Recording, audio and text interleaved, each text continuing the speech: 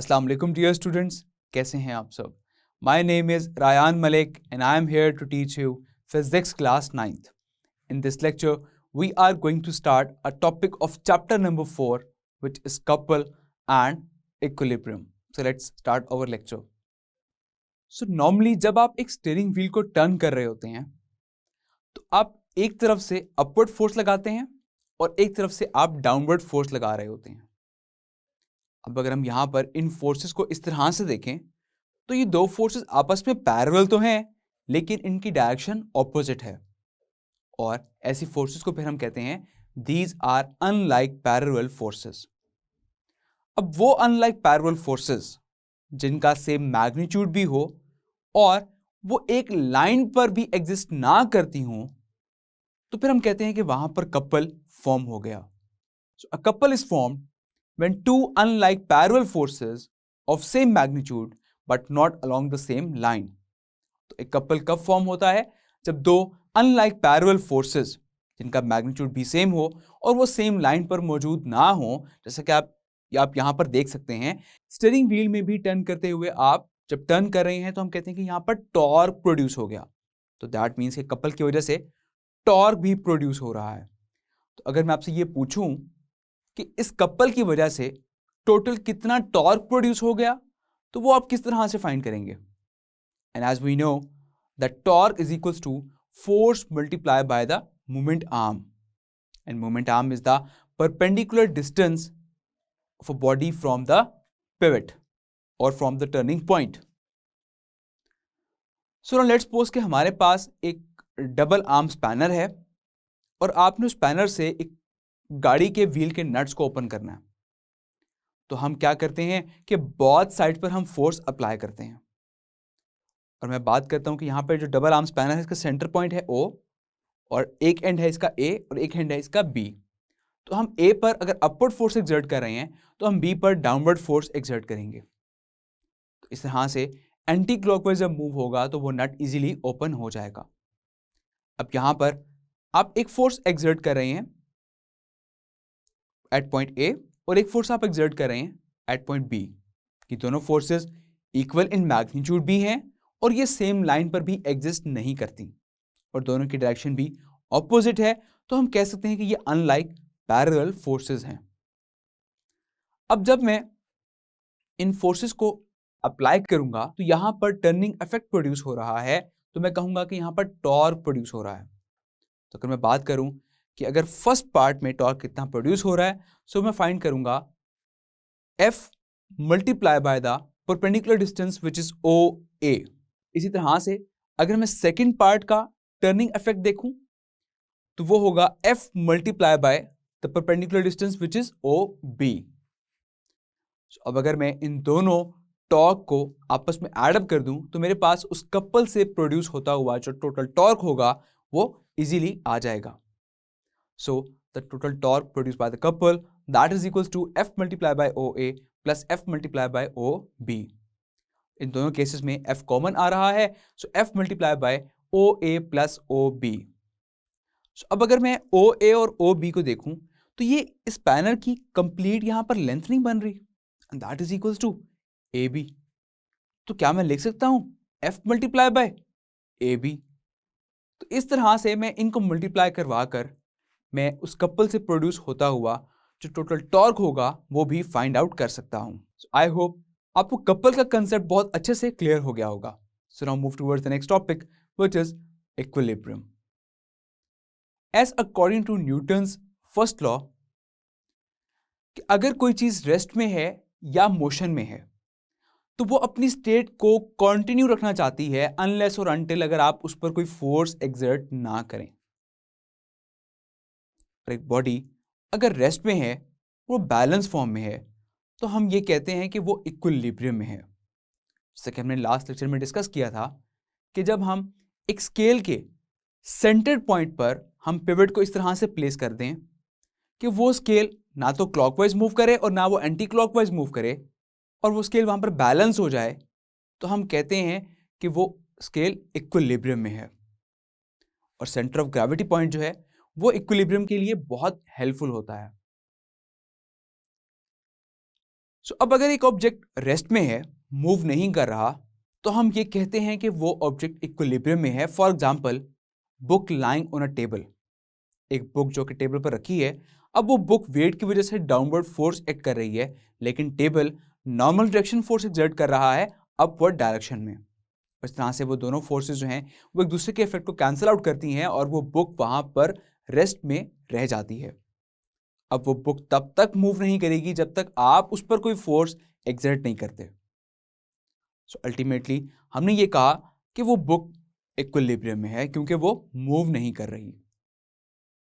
इसी तरह से अगर आप एक पिक्चर को हैंग कर दें थ्रू सम स्ट्रिंग्स, तो वो पिक्चर भी वेट की वजह से डाउनवर्ड फोर्स एक्सर्ट कर रहा है, लेकिन स्ट्रिंग में मौजूद टेंशन जो है वो अपवर्ड एक्ट कर रही है। तो दोनों फोर्सेस एक दूसरे के इफेक्ट को कैंसिल आउट कर दिया और वो पिक्चर भी फर्दर नीचे मूव नहीं कर रही, वो रेस्ट में मौजूद है।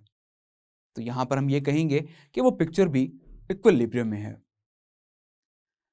अब इसी तरह से एक ऑब्जेक्ट जो कि यूनिफॉर्म वेलोसिटी से मूव कर रहा है और उस पर रिजल्टेंट फोर्स भी कोई एक्ट नहीं हो रही, तो हम ये कहेंगे कि वो बॉडी भी इक्विलिब्रियम में है। जैसे कि a car is moving with a uniform velocity on a straight level road, so that car is also in equilibrium. Similarly, an aeroplane flying in the air with a uniform velocity, so that aeroplane is also an equilibrium. तो हर वो object जिस पर कोई भी force act नहीं कर रही और वो अपनी सेम स्टेट में मौजूद है, तो हम कहेंगे कि वो बॉडी इक्विलिब्रियम में है। So a body is said to be in equilibrium if no net force acts on it. और नेट फोर्स का मतलब ये नहीं है कि उस पर कोई फोर्स एक्ट नहीं कर रही, हो सकता है कि उस पर कोई फोर्स एक्ट कर रही हो, बट उन फोर्सेस का अगर हम समीशन करें तो वो जो नेट फोर्स आपके पास आ रही है वो जीरो आनी चाहिए। तो अगर इस तरह से कोई फोर्स उस पर एक्ट नहीं कर रही तो हम कह सकते हैं कि वो बॉडी इक्विलिब्रियम में है। Now here are the two conditions of equilibrium, first condition of equilibrium and the second condition of equilibrium. So what is first condition of equilibrium? First condition हमें यह कहती है कि एक बॉडी पर जितनी भी फोर्सेस एक्ट कर रही हैं वो जीरो होनी चाहिए। So in short we can say that sum of all the forces acting on the body is zero. इसको हम further study करते हैं white board पर। So now the first condition of equilibrium, first condition of equilibrium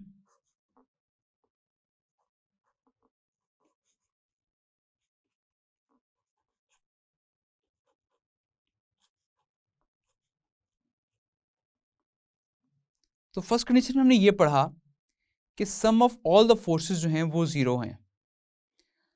तो अगर मैं ये कहूं कि एक बॉडी पर नंबर ऑफ फोर्सेस एक्ट कर रही हैं, let's suppose F1 plus F2 plus F3 plus and so on till Fn forces जो हैं वो एक्ट कर रही हैं और उनका समीशन जो है वो मेरे पास जीरो आ रहा है, तो इस तरह से हम ये कह सकते हैं कि वो बॉडी इक्विलिब्रियम में है। अब शॉर्ट फॉर्म में मैं इसको इस तरह से भी रिप्रेजेंट कर सकता हूं, that is sigma F is equals to zero. So this is the sign of sigma, और सिग्मा का मतलब होता है सबमिशन। कि सिग्मा एक ग्रीक लेटर है, इसका मतलब है submission. So the sum of all the forces that is equals to zero. अब आप जानते हैं कि फोर्स के दो कंपोनेंट्स भी हैं, X component and Y component.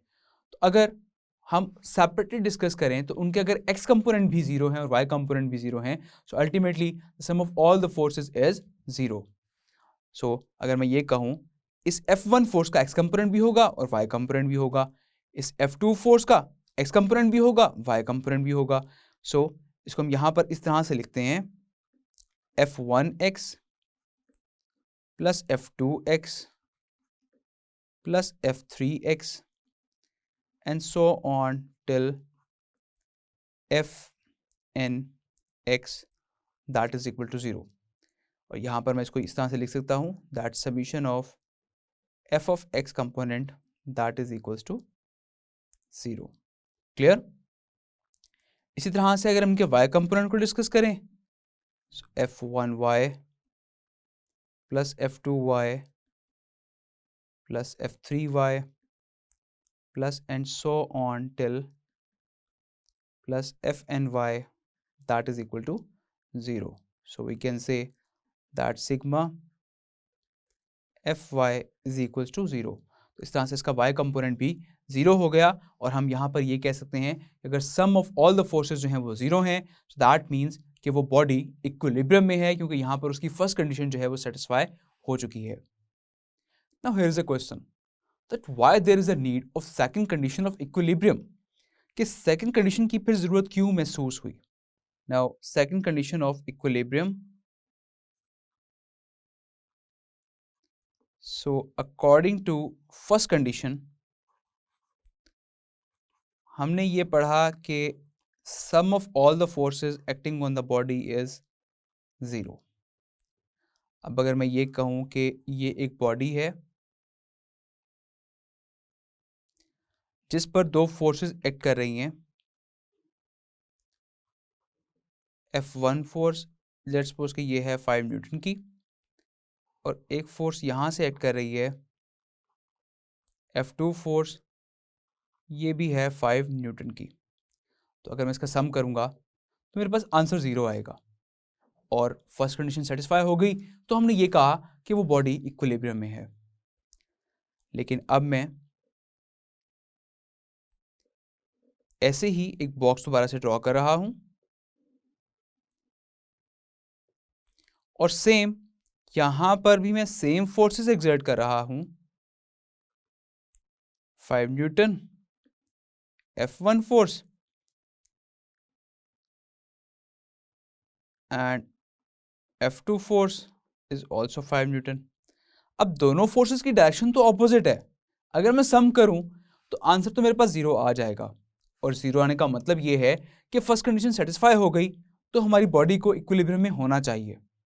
लेकिन अब जरा इमेजिन करें कि जब ये फोर्सेस इस तरह से एक्ट कर रही होंगी तो ये बॉक्स टर्न कर जाएगा. अब जैसे ये टर्न करेगा तो टर्निंग इफेक्ट क्रिएट हो गया, और हमने कहा कि अल्टीमेटली वहां पर टॉर्क प्रोड्यूस हो गया. तो फिर सेकंड कंडीशन में हमने ये कहा कि उन फोर्सेस से जो टर्निंग इफेक्ट है वो भी प्रोड्यूस ना हो. So the sum of all the torque acting on the body is 0. So the second condition जिसमें हमने ये डिस्कस किया कि उसमें जितना भी टॉर्क है वो भी 0 होना चाहिए. तो अगर तो सम ऑफ ऑल द टॉर्क भी 0 है, सो सेकंड कंडीशन भी सेटिस्फाई है, तब आप ये कहेंगे कि वो बॉडी इक्विलिब्रियम में है. सो आई होप आपको इक्विलिब्रियम और उसकी कंडीशंस भी समझ आ गई होंगी.